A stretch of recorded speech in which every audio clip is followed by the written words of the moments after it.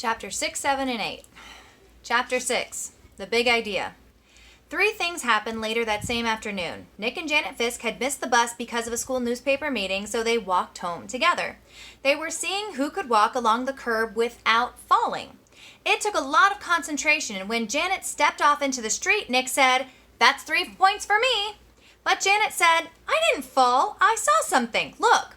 She bent down and picked up a gold ballpoint pen, the fancy kind. That was the first thing. Janet finding the pen. They got back on the curb, and Nick followed Janet, putting one foot carefully in front of the other on the narrow concrete curb. And while he stepped along, he thought back over the school day, especially about his report. And what Mrs. Granger had said about words at the end of the period finally sank in. That was the second thing, understanding what Mrs. Granger had said. So again, the first thing is Janet finding the pen. That's on page 33. And the second thing is on page 34. And the second thing is understanding what Mrs. Granger had said. She had said, "Who says dog means dog?" "You do, Nicholas." "You do, Nicholas," he repeated to himself. "I do?" Nick thought, still putting one foot in front of the other, following Janet. What does that mean? And then Nick remembered something. When he was about 2 years old, his mom had bought him one of those unbreakable cassette players and a bunch of sing-along tapes. He had loved them and played them over and over and over. He would carry the tape and the player to his mother or his big brother or his father and bang them together and say, "Guagala, guagala, guagala," until someone put the cassette in the machine and turned it on. And for 3 years, whenever he said guagala, his family knew that he wanted to hear those pretty sounds made with voices and instruments. Then when Nick went to preschool, he learned that if he wanted his teacher and the other kids to understand him, he had to use the word music. But guagala meant that nice sound to Nick because Nick said so. Who says guagala means music? You do, Nicholas. I'll tell you, when Chloe was a tiny, tiny biscuit, 1 or 2, she would say gala for like pretty. Like, oh, gala shoes, gala dress, so we knew that when she said gala, that meant pretty, kind of pretty like a princess. It wasn't until she was older that she stopped saying gala and she said pretty. So you guys think back to when you were little and you had made up words that meant something to you. It had meaning to you, but it wasn't quite the same word. I know for the little sucky thing that babies have, some people call it a sucky or some people call it a pacifier. In our house, we called it a booka. So the girls knew that a booka was the pacifier. So just think back. You have somewhere in your past, maybe you called candy a different word, maybe you called a flower a different word, maybe you called your grandma something else other than grandma. So think back, because this is going to have a lot of what Nicholas is about to do. His big plan. Okay. "No fair," yelled Janet. They were at the corner of their own street, and Nick had bumped into her, completely absorbed in his thoughts. Janet stumbled off the curb, and the gold pen in her hand clattered onto the street. "Sorry, I didn't mean to, honest," said Nick. "I just wasn't watching. Here." Nick stooped over and picked up the pen and held it out to her. "Here's your..." And that's when the third thing happened. Nick didn't say pen.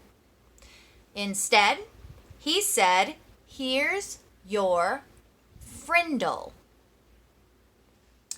Frindle?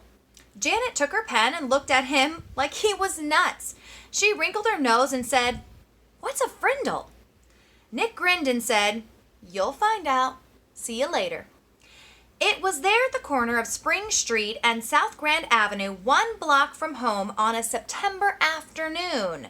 That's when Nick got the big idea. And by the time he had run down the street and up the steps through the door and upstairs to his room, it wasn't just a big idea. It was a plan, a whole plan, just begging for Nick to put it into action. And action was Nick's middle name. The next day after school, the plan began. Nick walked into the penny pantry store and asked the lady behind the counter for a Frindle. She squinted at him. A what? A Frindle, please. A black one, said Nick. He smiled at her. She leaned over closer and aimed one ear at him. You want a what? A Frindle. And this time Nick pointed at the ballpoint pens behind her on the shelf. A black one, please. The lady handed Nick the pen. He handed her the 49 cents, said thank you, and left the store.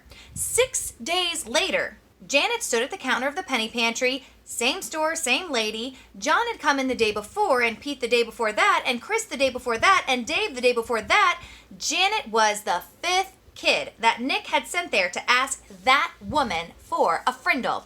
And when she asked, the lady reached right for the pens and said, blue or black? Nick was standing 1 aisle away in the candy racks, and he was grinning. Frindle was a real word. It meant pen. Who says Frindle means pen? You do, Nicholas. Half an hour later, a group of serious 5th graders had a meeting in Nick's playroom. It was John, Pete, Dave, Chris, and Janet. Add Nick, and that's 6 kids, 6 secret agents. They held up their right hand and read the oath Nick had written out. From this day on and forever, I will never use the word pen again. Instead, I will use the word Frindle, and I will do everything possible so others will too. And all 6 of them signed the oath with Nick's Frindle. The plan would work. Thanks, Mrs. Granger. Chapter 7, Word Wars.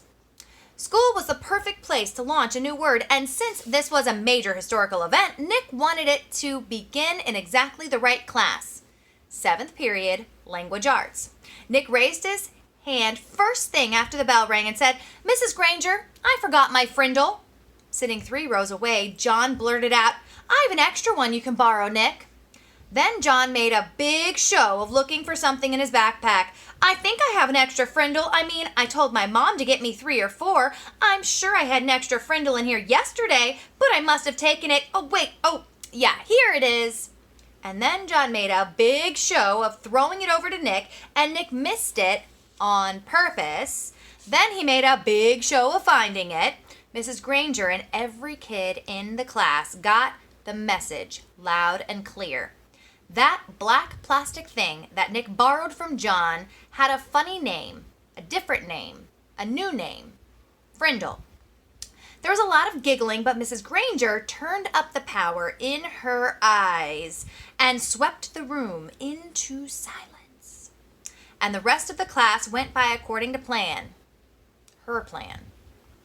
As everyone was leaving for class, Mrs. Granger said, Nicholas, I'd like to have a word with you. And she emphasized the word word. Nick's mouth felt dry and he gulped, but his mind stayed clear. He walked up to her desk. Yes, Mrs. Granger. It's a funny idea, Nicholas, but I will not have my class disrupted again. Is that clear? Her eyes were lit up, but it was mostly light, not much heat. Idea? What idea? Asked Nick, and he tried to make his eyes as blank as possible. You know what I mean, Nicholas. I am talking about the performance that you and John gave at the start of class. I am talking about this. And she held up her pen, an old maroon fountain pen with a blue cap. But I really didn't have a Frindle with me, said Nick, amazed at his own bravery. And hiding behind his glasses, Nick kept his eyes wide and blank. Mrs. Granger's eyes flashed and then narrowed, and her lips formed a thin, hard line. She was quiet for a few seconds, and then she said, "I see. Very well. Then I guess we have nothing more to discuss today, Nicholas. You may go."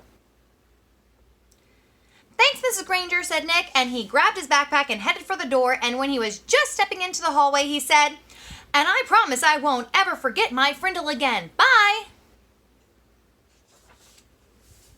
Chapter 8. Mightier Than the Sword. 2 days later, the photographer came to take pictures. The 5th grade picture would be taken last, right after lunch. That gave Nick and his secret agents plenty of time, and they whispered something into the ear of every 5th grader. All the individual pictures had been taken, and finally it was time for the group picture. Everyone was lined up on the auditorium stage, everyone's hair looked great, and everyone was smiling. But when the photographer said, "Say cheese," no one did. Instead, every kid said, "Frindle!" And they held up one for the camera to see. The photographer was out of film, so that shot was the only 5th grade group picture he took. 6 of the 5th grade teachers were not pleased, and Mrs. Granger was furious. No one had really wanted to make the teachers mad. It was just fun. It also got all the kids in school talking about the new word, and when people pick up a new word, they say it all the time. The kids at Lincoln Elementary School liked Nick's word a lot. But not Mrs. Granger. The day after the class picture, she made an announcement to each of her classes, and she posted a notice on the main bulletin board by the office. Anyone who was heard using the word Frindle instead of the word pen will stay after school and write this sentence 100 times. "I am writing this punishment with a pen. Mrs. Granger." But that just made everyone want to use Nick's new word even more. Staying after school with the lone Granger became a badge of honor. There were kids in her classroom every day after school. It went on like that for a couple of weeks. One day, near the end of 7th period, Mrs. Granger asked Nick to come talk to her about school. "This is not detention, Nicholas. I just want to talk." Nick was excited. It was kind of like a conference during a war. One side waves a white flag, and the generals come out and talk. General Nicholas Allen. Nick liked the sound of that. He stuck his head in Mrs. Granger's doorway after school. "You wanted to talk with me?" "Yes, Nicholas. Please come in and sit down." When he was settled, she looked at him and said, "Don't you think this Frindle business has gone far enough? It's just a disruption to the school, don't you think?" Nick swallowed hard, but he said, "I don't think there's anything wrong with it. It's just fun, and it really is a real word. It's not a bad word, just different. And besides, it's how words really change, isn't it? That's what you said." Mrs. Granger sighed. "It is how a word could be made up brand new, I suppose, but the word pen, should it really be replaced by that other word? The word pen has a long, rich history. It comes from the Latin word for feather, pena. It started to become our word pen because quills made from feathers were some of the first writing tools ever made. It's a word that comes from somewhere. It makes sense, Nicholas." "But Frindle makes just as much sense to me," said Nick. "And after all, didn't somebody just make up the word pena too?" That got a spark from Mrs. Granger's eyes, but all she said was, "Then you're not going to stop this?"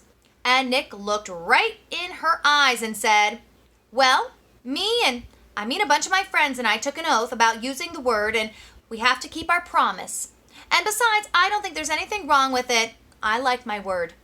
Nick tried to look brave like a good general would. "Very well, then. I thought it would end up this way." Mrs. Granger pulled a fat white envelope from her desk drawer and held it up. "This is a letter I've written to you, Nicholas." Nick held out his hand thinking she was going to give it to him, but she didn't.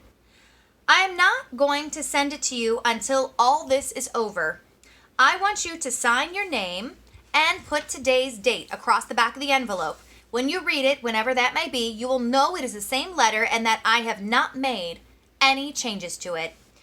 "This is weird," Nick said to himself, but to Mrs. Granger he said, "Sure," and he signed his name in his best cursive and put the date under it. Then Mrs. Granger stood up abruptly and said, "Then that is all for today, Nicholas, and may the best word win." There was a frown on her face, but her eyes were different, almost happy. And Nick was halfway down the hall before it hit him. She likes this war, and she wants to win real bad. Walking to school the next day, Pete had a great idea. How about we all see if we can get every kid in the whole 5th grade to go up to Mrs. Granger. Can I borrow a Frindle? You mean, Mrs. Granger, may I borrow a Frindle, said Dave. Gotta use good manners. Gotta use good grammar. Don't want to upset dangerous Grangerous. Sounds good to me, said Nick. She can't keep everyone after school, can she? Almost 80 kids stayed after school with Mrs. Granger that day.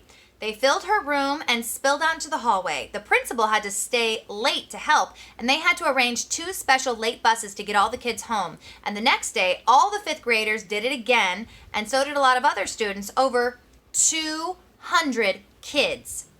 Parents called to complain. The school bus drivers threatened to go on strike, and then the school board and the superintendent got involved. At about this time, the principal of Lincoln Elementary School paid a little visit to the home of Mr. and Mrs. Allen. She wanted to talk to them about their son, the one in 5th grade, the one named Nick. That's the end of chapter 8.